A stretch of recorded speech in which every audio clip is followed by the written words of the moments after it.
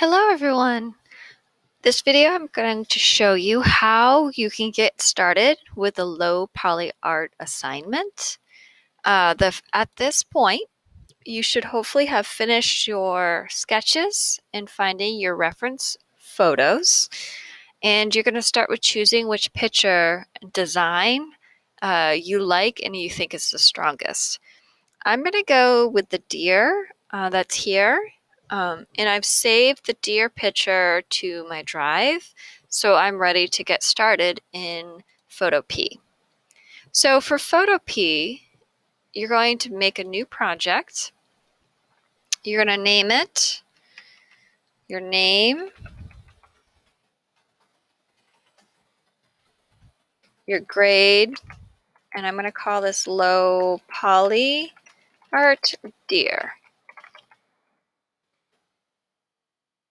I'm going to go down to print and make sure I have letter size chosen, that 8.5 by 11. And I can change the orientation if I want it vertical versus horizontal. I'm going to click on create. And here's my document. Now, what I'm going to do first is I'm going to go and I'm going to place in my picture. So I'm going to go up to File, Open and Place, and I'm going to bring in the deer picture. So I can size it, I can make it how I would like for it to sort of look and position it. I want to think about that now. So I might make it a little bit bigger. Okay, and I'm going to go with this. So I'm going to double click to apply. Okay, and now what I'm going to do is I'm going to trace the deer. I'm going to zoom in a little bit so I can see better. And I'm going to grab this polygonal lasso tool. So if I click over here in my toolbox on this left-hand side, I'm going to change it from the lasso to the polygonal. This is going to allow me to get the straight edges in the selection instead of the round curves of the animal. And this will start to give us that polygon look. So I'm going to start selecting. I'm going to stay a little bit on the inside of my animal. And I'm going to go around and create a selection that has these flat, straight lines. I can use a space bar to move my picture, or you can stay zoomed out. I find with antlers I needed to just zoom in a little bit so I can see better. And I'm just going to go around my whole animal that I would like to turn into the style. If you have a front-facing photo, you can actually choose to do 1/2 of the face, and then you can copy and flip it. I'm going to end up doing the whole side because it's like a 3/4 view. So I'm just going around, finishing up the antlers. Remember, take the time to have it look like you want it to look. It would be hard to go back later on and change the shape. So make your selection how you want it at this point. I'm getting pretty close to done. And then I'm making that full selection. Okay, so now I'm going to make a new layer. So down here on the bottom of layers, I'm going to click on a new layer. And what I'm going to do is I'm going to fill my selection because I'm going to make a clipping mask. So I'm going to go to Edit, Fill. I can click on it to make sure, change it to white, and then I'll click on OK. So here's my fill. Control D to deselect because I don't want those marching ants anymore. I just want my shape and my picture of the deer. Now I'm going to click on my white shape and I'm going to drag and drop it below the deer picture. And now I'm going to do two things. So first, you'll notice there's this little square here. this is a smart object. To do what we'd like to do to create the low poly style, we actually want to right-click on this picture and rasterize it. We want to make it a picture with a little bit more easily editable pixels. It'll make it easier when we apply a filter. And now I'm going to right-click and I'm going to convert, or I'm sorry, going to make a clipping mask. So I right-clicked and I rasterized it, and I right-clicked and made a clipping mask. So now I just have the animal head, and I can kind of move it around, but look, it moved inside the clipping mask. So that's why you want to sort of make sure you put it where you would like. I can hold the shift key down and select both, and now I can move it together, but just know that they're separate layers, and unless you sort of select them both, you can sort of get them out of sync with each other. All right, so now I'm going to select both of them, hold the shift key down, click on the second layer, and I'm actually going to copy them. The reason that I'm going to duplicate these layers is that I am going to show you a method that is destructible, so it's altering the pixels permanently, and so it's hard to go back. So we're going to make a copy of this point so that if we say mess up at some point, we can at least grab these copies. But I'm also going to put them in a new folder, drag them to the bottom, and I'm just going to turn the eye off on them. They are just here as backup in case, again, I do something on these layers that I don't like and I can't fix. All right, so we got our picture in. We selected it with the polygon lasso tool. We made a new layer and we filled it with white so that our deer picture we could rasterize and make into a clipping mask. All right, so now I'm going to click on the picture of the deer, and I'm ready to get started. I'm going to click on Control Plus to zoom in, or the magnifying glass. And I'm going to start by sort of choosing like the bottom or the top or the side, whatever makes sense to you.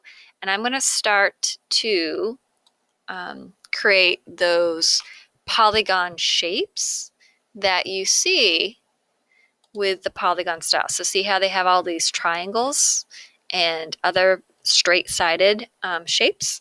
That is now what we're going to do. So I'm going to grab that polygon lasso tool again, and I'm going to make a triangle. And I'm going to try to keep it in a sort of a section. So the fur, right, this is all pretty similar in color. And because there's not a ton of detail, I can actually make a pretty big triangle. If I go into the nose, though, I want my triangles or polygon shapes to be smaller because there's more details. So areas that have less details, your shapes can be bigger. Areas that have details like the nose and the eyes and the mouth, you're going to want smaller shapes. So my layer selected. I've made a polygon shape. I'm going to go up to Filter, Blur, and Average. And what that does is it takes the average value and average color of what is inside my selection. So you can kind of test it out. I actually think it got pretty dark for me. So I'm going to make this shape a little bit smaller. And I just did Control Z to undo. That looks better. It looks a little bit more like the colors. Control D to deselect. And now I'm going to get in here a little closer.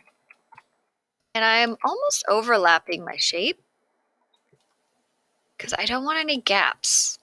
So I'm going to go back up to Filter, and I can do my last filter with a shortcut.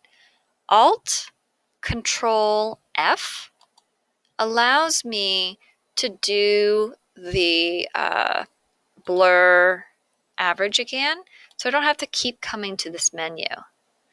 And then that's all I'm going to do, is I'm going to keep I'm going to just keep making these triangles or any sort of straight-sided shape. And I'm going to go to Alt, Control, F, and that is the shortcut for the blur and average. Control D. And again, I'm kind of overlapping a little bit. I don't want any gaps. Control, Alt, F. Control D to deselect. And I'm just going to go through and make a ton of these shapes. It does feel a little repetitive, but it starts to feel like pretty comforting after a while. You just Control Alt F, Control D, make a new selection. And then you're sort of making choices as to where you're going to put those polygon shapes. Control Alt F, D. Now it gets a little trickier now that I'm in some detailed areas. I'm going to get smaller with my shape here.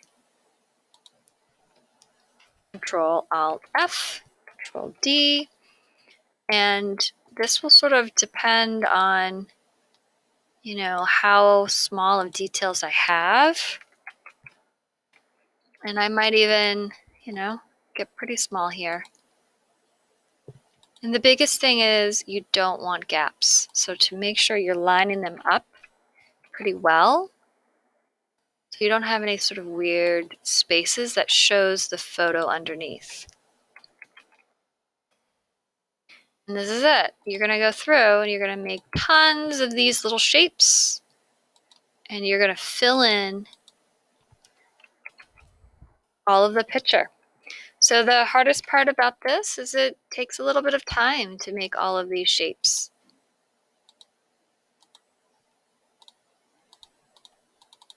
I can double click to apply it if I can't get it to like close how I want it to.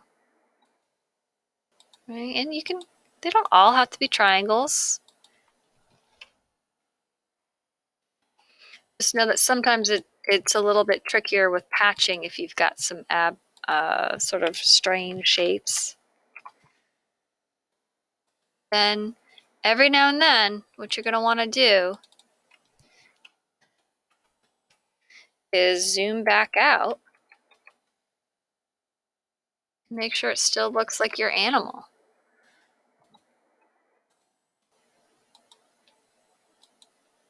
And that is it.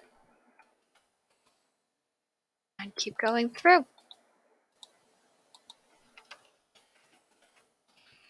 Okay, and you'll do your whole animal. That's the part that's going to take the longest, is taking the time to do all those triangles throughout the thing. Last but not least, when you're done your animal, you're going to right underneath your back, right by your background, you are going to create some sort of background. So here it's black with a circle with some neon lines. Here there's lots of circles with gradients, but you're going to look at your sketch and you're going to put in your background. So I can fill this layer with a color. Maybe I want to do a custom color. Okay, I went black. I can change my colors here. Maybe I want maybe something a little, I don't know. I can go back up to edit and fill. And I can choose this time foreground. There's my color. In my sketches, I also had some lines. So above this layer, I can add a new layer and I can grab the rectangle tool or the line tool. If I hold the shift key down, it keeps it straight.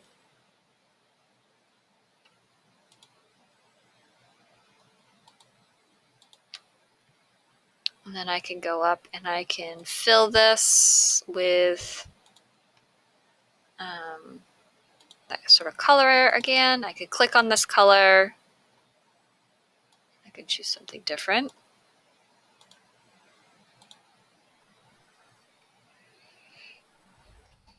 And then I can go through and I can even make all my lines.